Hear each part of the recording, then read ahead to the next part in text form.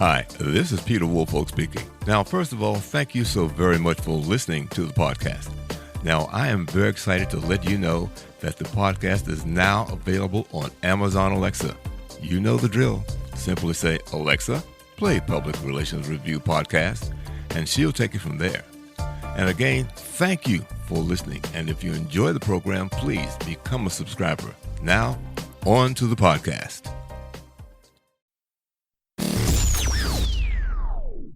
Welcome.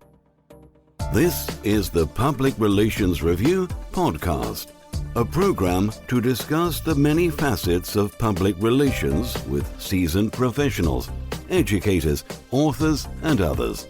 Now, here is your host, Peter Woolfolk. Welcome to the Public Relations Review Podcast and to our listeners across America and around the world. My guest today represents the very first for this podcast. This is our very first international interview. Orla Clancy is founder and editor of the new Strategic Communications magazine, a magazine for professionals and businesses. Now, Orla is a freelance consultant in communications, strategy, and stakeholder engagement. She has over 11 years of consultancy experience and represents from professionals and organizations on an international, national, regional, and local level. Orla's expertise ranges all the way from brand strategy to event management and much more. She holds a bachelor's in law and accounting from the University of Limerick, right there in Ireland. Now, she has many public relations qualifications, including membership in the Public Relations Society of America, the Public Relations Institute of Ireland, and the Public Relations and Communications Association in the United Kingdom. And Orla joins us today from West Cork, Ireland. Orla, welcome to the program. Hi, Peter. Thank you so much for inviting me onto your show. Well, look, give us an idea of what caused you, what did you see, what do you know that says that I'm going to start a magazine on strategic communications? Yes, so just over 3 weeks ago, I launched a pilot magazine for professionals and businesses called Strategic Communications. Now, the magazine focuses on strategic communications and collaboration, and it will appeal to anyone with an interest in PR, budding professionals, seasoned practitioners, and businesses who avail of it. And especially in today's world, strategic communications is one of the cornerstones of companies and organizations. And the objective of the magazine is to facilitate a wider conversation for the industry and its stakeholders. So due to COVID-19, it might seem like an unusual time to set up a business. However, there's never been a greater need for strategic communications.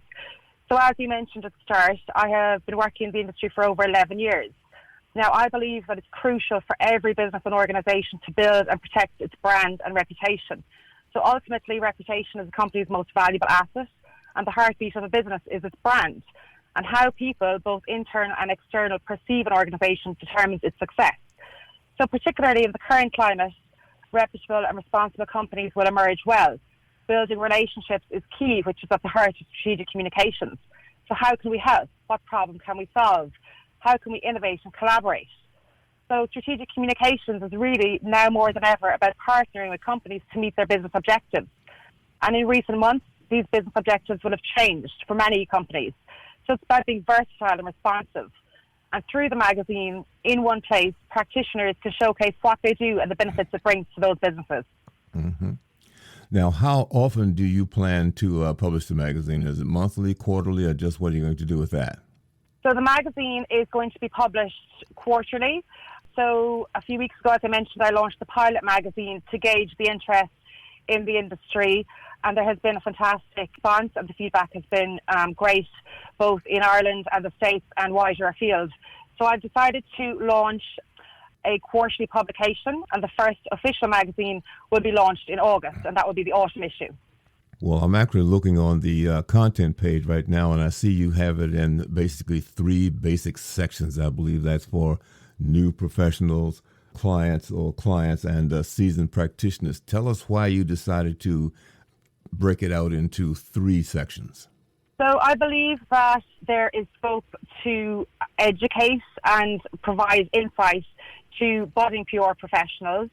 So they could be recent graduates, for example, who might be interested in learning more about the industry, or who might be interested in connecting with consultancies or other stakeholders. I believe that the insights that seasoned practitioners can offer are endless, and they can showcase and demonstrate the value that they provide and the depth of their expertise to organisations and to both their existing clients and prospective clients. So that's where the section on the clients' organisations comes in. That section will show exactly what strategic communications can do for their companies, both in good times and in bad times. So I suppose now more than ever, areas such as crisis communications, internal communications and stakeholder engagement will be at the forefront of companies in dealing with their communications. So that's where strategic communications and consultancies and that expertise will come in. Mm-hmm. Well, since we're in this COVID-19 climate, a lot of things are being done virtually, meetings and collaborations and demonstrations and so forth and so on. Will you be covering topics such as that? Yes, absolutely. So I launched a survey yesterday, and basically it is 10 questions.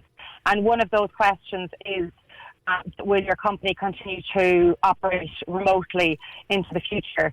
And we saw last week that Twitter announced that their team can continue operating remotely forever. So it will be interesting to see how organized and in the future. Obviously, right now, a lot of them are operating remotely, and companies already had work as part of their culture. So whether or not more companies will embrace that, it will be interesting to see.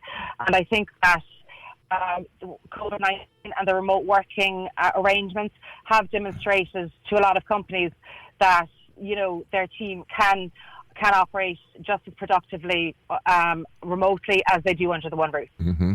Now, considering that you said you have an international reach, will it just be in English or for English-speaking countries right now?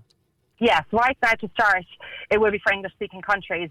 Now, as time goes on and as the audience develops and as the magazine evolves, that will absolutely possibly change. It will all depend on the demand for the products as such. Now, magazines develop an editorial calendar so they'll know in the next few months or quarters or whatever it is, the various topics that they're going to be covering. Have you started putting together your calendar for future issues yet? Yes, I have. So, right now I'm busy researching, writing, collaborating with contributors, advertisers and suppliers. And as I said, I want the magazine to give an international perspective on the industry. So far I have contributors based in the US and Ireland, and I'm sourcing more contributors, for example, in the UK and other countries as well. So in terms of the editorial calendar, it will very much relate to strategic communications in the current landscape, how companies are doing during COVID-19, where strategic communications comes in. So, for example, communication strategies for 2020 have to be reviewed. Companies are now looking at business continuity, increased customer support, changing circumstances due to remote working, maintaining employee morale and productivity, while at the same time ensuring the safety and well-being of their teams. So now more than ever, there's a need to demonstrate empathy and understanding in our communication with stakeholders. And in terms of stakeholder engagement, the focus may have shifted. So all of this will be reflected in the upcoming issue. A lot of businesses have seen an increase in communication with existing customers and employees. The dynamic in conversation with prospective customers and employees has changed. Businesses have also had more engagement with the media as they share industry-related COVID-19 insights, both for their own companies and clients. So it's a busy time for strategic communications.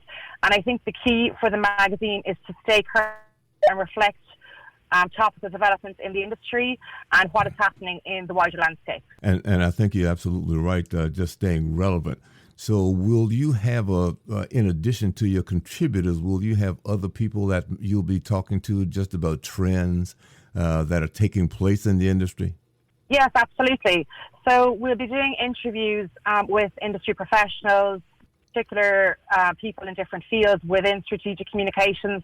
So the magazine as such will have feature articles, it will have interviews, there will be an opportunity for companies to place advertisements, and they'll also have editorials accompanying those advertisements. So it will give a real flavour for the industry, and it will be a voice for people at different stages in their career to share their insights. across the board. So for sure, there will be different formats in terms of the content. Mm-hmm. Now, right now, the magazine is digital. I'm assuming that you're going to keep it that way. Yeah, so I decided to start off with digital. A lot of the reason is because I think with advancements in technology, digital it provides a platform for a broader reach, and also because a lot of companies are working remotely right now, there isn't as much of an appetite, I think, for a print publication to be delivered to their offices. Now, should that change in September, we'll certainly look at producing a print issue as well as a digital issue. Mm-hmm. Well, I think print also has some additional. I don't know how far in advance you have to put it together, but it seems to me a digital version you can make changes a lot faster than print, because once you print that magazine, it's pretty difficult to make those changes and redo it. That's very true. However, because the magazine is quarterly, there'll be a winter edition as well. So that information will reflect the timing in the month or so preceding the winter edition. So as such, it'll be an update on the autumn edition. Mm-hmm. Now, for those listeners who are hearing about this for the first time, how can they get to copy that you're letting that you have online right now that they can download? Where would they have to? How could they contact you to download a copy of that? Okay, so the most direct way to download the magazine Strategic Communications is to visit our website, strategicmagazines.com. And there are various options to download the magazine on that website. They could also visit our social media networks, Twitter, LinkedIn, Facebook, and Instagram. And alternatively, they could email info@strategicmagazines.com, and we'd be delighted to point them in the right direction. The other thing that I think about is that being in the public relations business, and depending upon what it is or who I'm working with, you're probably going to get pitches from PR people for various things perhaps related to this. Maybe different takes on strategic communications or topics still within that realm. Are you going to be open to getting pitches from writers from these various locations? Yes, definitely. We definitely want to encourage collaboration. We want to have insights in the industry internationally. We want it to be a publication that has all of that information in one place so that it's educational, it's insightful, it's about collaborating and sharing thought leadership. So definitely we're open to people pitching their ideas to us, sharing their perspectives. A lot of the existing information that we have gathered and collated is based on information that we have received through webinars, for example, through the Public Relations Society of America, or through other organisations such as the Public Relations Institute of Ireland or the Public Relations and Communications Association in the UK. So all of those platforms have really opened doors to more information and information sharing, which is extremely important for the industry because it's so dynamic and so versatile, and it's something that is always evolving, and those insights are invaluable. Mm-hmm. Something you just mentioned that comes to my attention, and that is thought leadership. Thought leadership covers a wide range of issues. Some people specialize in certain areas. Are you going to have an area for people who are recognized thought leaders, or at least to have an area for them to express themselves in that capacity? Absolutely. Right now, I would see those thought leadership taking the stage through the interviews. Mm-hmm. So I or one of my contributors would interview experts in the area or in the industry, and in that way they can share their insights with us and their own thoughts on the industry. So right now, I think that would be the format. However, we're definitely open to receiving content from experts. Because we talked about three specific countries, the UK, Ireland, and the US. I'm just wondering if there might be an opportunity to compare approaches to the same problem from practitioners, US practitioners, UK and Ireland, Irish practitioners. Is there a difference that you've noticed in how people approach the same problem in these different countries? Well, so far, I actually think that there is a lot of consistency in the approaches. I've even noticed from the responses to the survey that was launched yesterday, there is quite a broad range of responses and from people in different locations. So, and a lot of the responses so far are quite similar in the sense that, you know, I suppose just to give you an example, people believe that strategic communications has changed because of COVID-19. There seems to be a school of thought that it would be seen as more important as a result of the pandemic. So they're the kind of responses that I'm getting in general from the different areas, the different geographies. Well, that's interesting. I just wanted to ask that question. I did not know, but I'm glad to hear that we're pretty much on the same path in terms of how we go about attacking a similar problem, regardless of where we are with that. Well, from my perspective, that's certainly what I'm seeing. But I think, again, you know, in future editions of the magazine, it's research that can be conducted in more depth so that we have a study to refer to. And I think that those insights are really important, and actually being able to gather that data and share it in one place again will be really useful. Well, you've provided a lot of useful information, and have I missed anything? Are there some issues about or topics about the magazine that we have not touched on that you would like to address?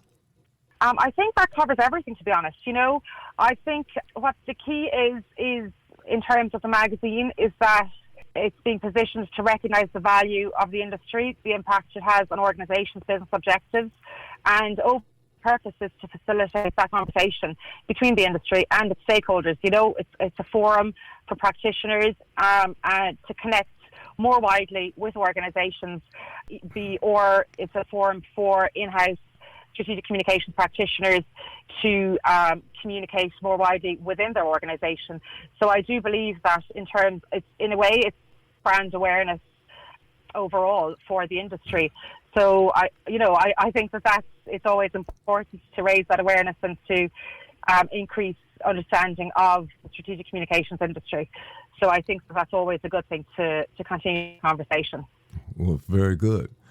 Well, Orla Clancy, I want to thank you so very, very much for joining us and for having you to share information about the launch of your new magazine. And we look forward to the opportunity to see it when it comes out in August of 2020. And thank you, Peter, for featuring me on the Public Relations Review podcast. It's been great speaking with you.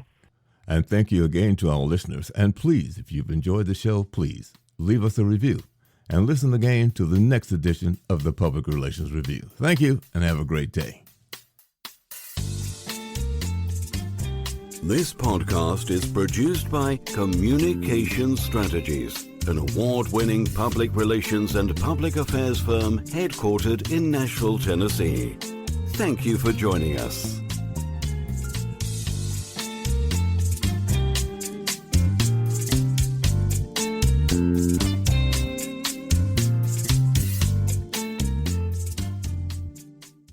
Hello, this is Peter Woolfolk. First, let me say thank you so much for being a listener.